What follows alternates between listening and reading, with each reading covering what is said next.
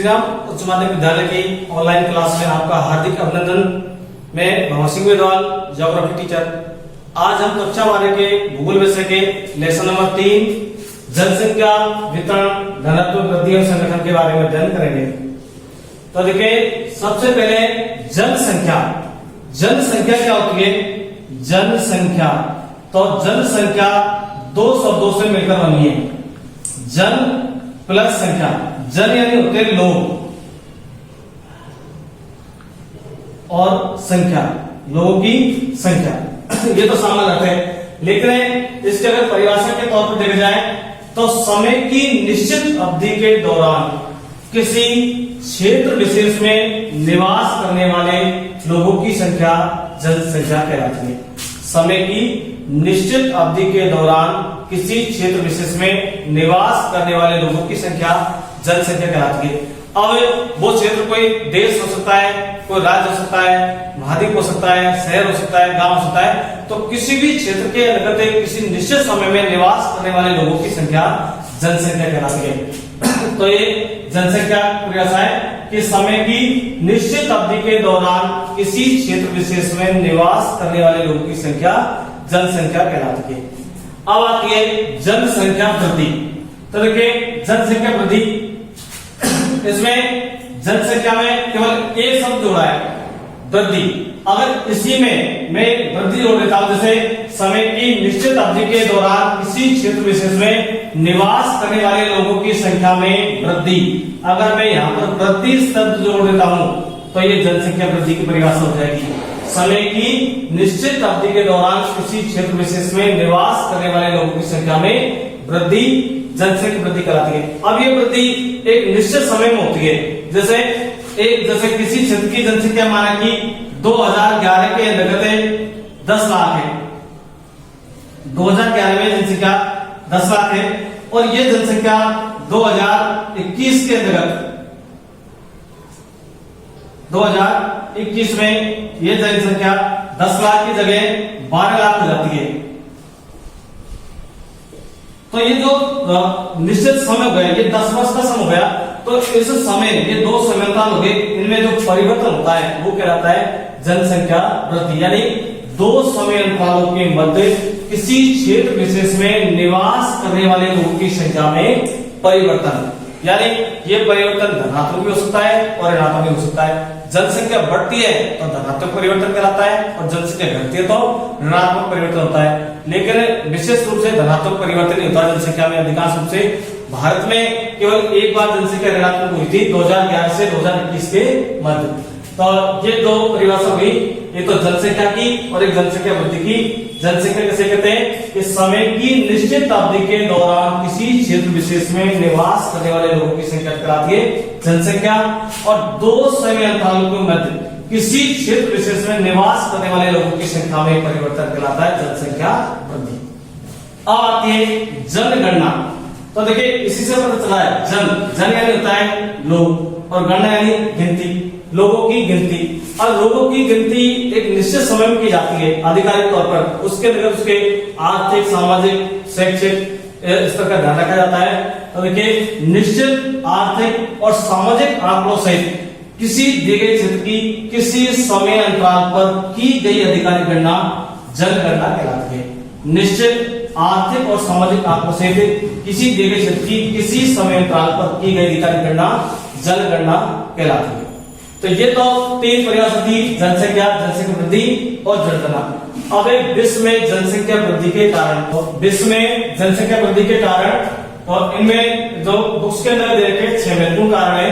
सबसे पहले मृत्यु दर में गिरावट। तो ये जनसंख्या वृद्धि का सबसे महत्वपूर्ण कारण है। पिछले 50 वर्षों के अंतर्गत विश्व में जो जनसंख्या वृद्धि का जो महत्वपूर्ण कारण है मृत्यु दर में गिरावट। तो इसका मृत्यु दर में गिरावट का कारण क्या है?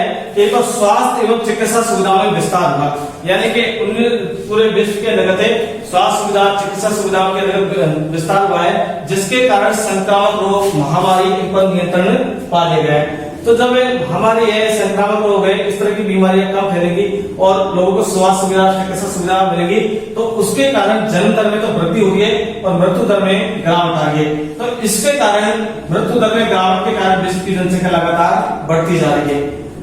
इसके बाद में खाद्य पदार्थों की आपूर्ति।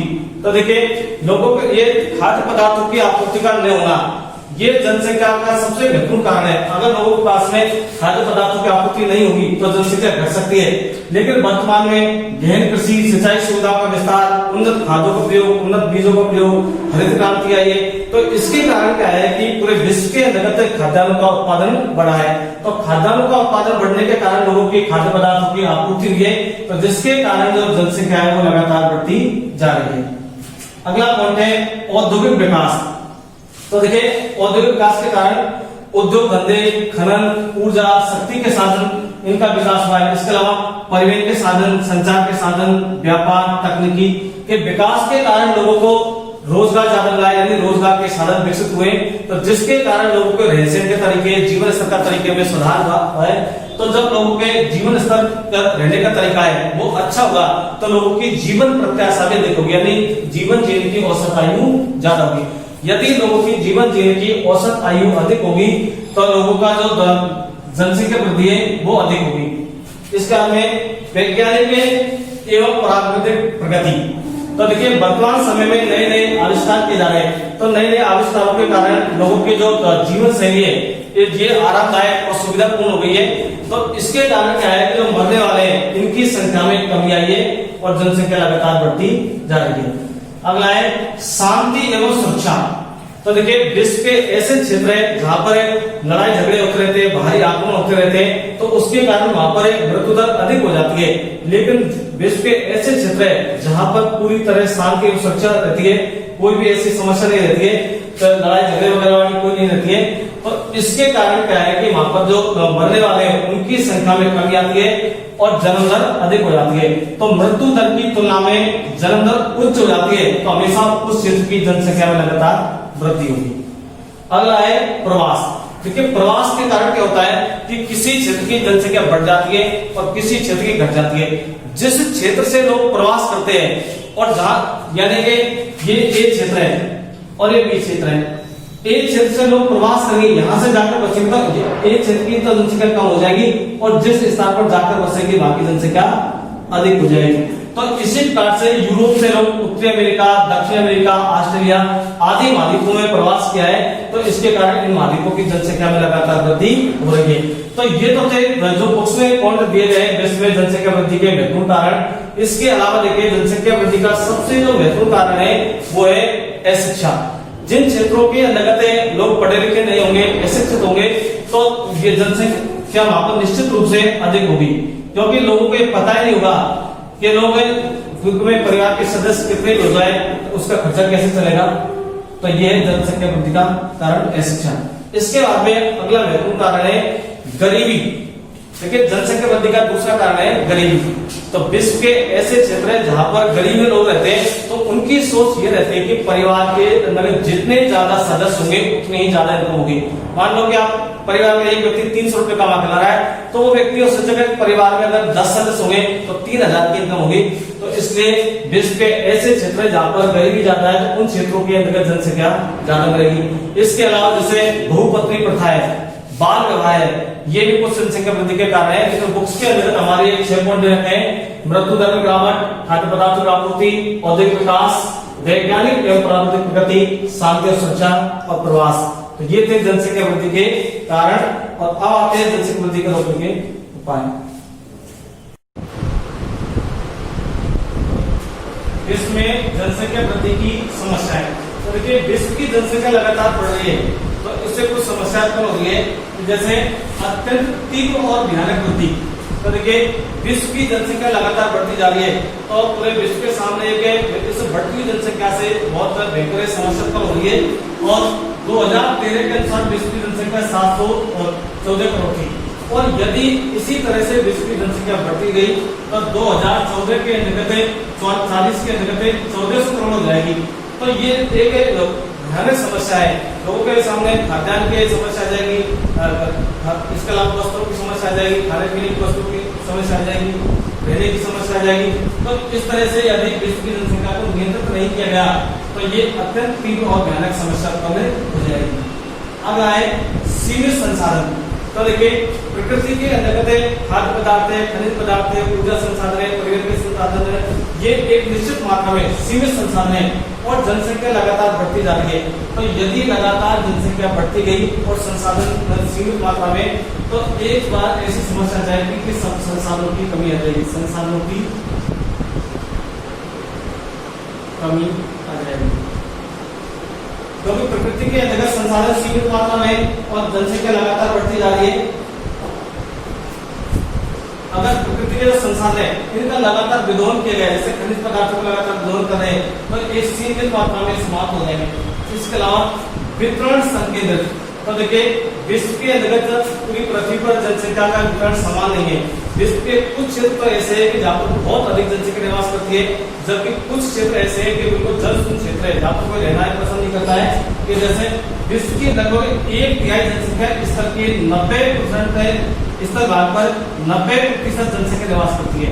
जैसे भारत, चीन, जापान, कोरिया, पाकिस्तान, ये ऐसे क्षेत्र जो सघन बसे क्षेत्र है, जबकि कुछ क्षेत्र ऐसे हैं जैसे आर्कटिक क्षेत्र है, तो ये जलशून्य क्षेत्र है। तो यानी कि पृथ्वी पर जनसंख्या का वितरण समान रूप से नहीं है। इसके अलावा बिना बसे भूभागों में निराशा, यानी पृथ्वी का 70% क्षेत्र ऐसा है कि जहाँ पर जनसंख्या कोई भी जनसंख्या निवास नहीं करती है और ना वहाँ पर कोई निवास करने की मतलब जनसंख्या रहने के कोई संसाधन है, क्योंकि ना तो वहाँ पीने के लिए पानी है, ना कोई खनिज संसाधन है। लोगों के निवास के लिए इस प्रकार की जो स्वास्थ्य जलवायु वो भी उपलब्ध नहीं है। तो इसलिए पृथ्वी के ऐसे क्षेत्र है जहाँ पर कोई लोग रहते नहीं है, जब बिना बसे हैं तो वहाँ पर भी एक समस्या उत्पन्न हो रही है। इसके अलावा प्राकृतिक एवं मानवीय प्रतिबंध, तो देखिए प्राकृतिक और मानवीय प्रतिबंध ये जनसंख्या वृद्धि की समस्या किस प्रकार है कि यदि जनसंख्या लगातार किसी प्रकार से बढ़ती रही तो और जनसंख्या लगातार बढ़ती रही है और संसाधन सीमित मात्रा में, तो अकाल, भूखमरी इस तरह की समस्या उत्पन्न हो जाएगी। तो ये थी जनसंख्या वृद्धि की समस्याएं, अत्यंत तीव्र और भयानक वृद्धि, सीमित संसाधन, वितरण संकेंद्रित, बिना बसे भूभागों में निराशा और प्राकृतिक एवं मानवीय प्रतिबंध। अब विश्व की जनसंख्या वृद्धि की समस्या के समाधान, यानी जो लगातार बढ़ती हुई जनसंख्या, इसके कैसे समाधान किया जा सकता है। पहला है भौगोलिक संसाधनों का अनुकूलतम प्रयोग करके आर्थिक उत्पादन में वृद्धि, यानी कि प्रकृति के अंतर्गत जो संसाधन है उन संसाधनों का अनुकूल प्रयोग करके रोजगार के साधन विकसित किए जाए। इसके अलावा औद्योगिक यानी उद्योग धंधों का विकास किया जाए, परिवहन एवं संचार के संसाधनों का विकास किया जाए। इसका में शिक्षा का प्रसार, यानी कि शिक्षा का अधिक से अधिक प्रसार किया जाए, जिससे लोगों में जागरूकता आएगी कि जनसंख्या को नियंत्रित किया जाए। इसका विज्ञान एवं तकनीकी प्रशिक्षण से जागरूकता, यानी नई नई टेक्नोलॉजी के माध्यम से जनसंख्या को नियंत्रित किया जा सकता है। और कृषि का नवीनीकरण किया जाएगा, तो इससे उत्पादन में वृद्धि होगी और उत्पादन में वृद्धि होगी तो खाद्यान्न की आपूर्ति होगी, तो इसके कारण क्या है कि जनसंख्या कम होगी। इसके अलावा सागरीय संसाधनों का अधिकतम प्रयोग, यानी जो सागर के अंतर्गत जो भी जैसे कुछ खाद्य पदार्थ मिलते हैं या कुछ ऐसे पदार्थ मिलते हैं जिनसे बिजनेस किया जा सकता है, तो उनसे लोगों को रोजगार मिलेगा। तो इस प्रकार से जो जनसंख्या वृद्धि है इसको नियंत्रित किया जा सकता है। तो ये थी जनसंख्या वृद्धि की समस्याएं और समाधान। मुझे विश्वास है कि आपने लेसन समझ आया होगा। तो आप हमारे चैनल को सब्सक्राइब करें, लाइक करें एंड शेयर करें। धन्यवाद।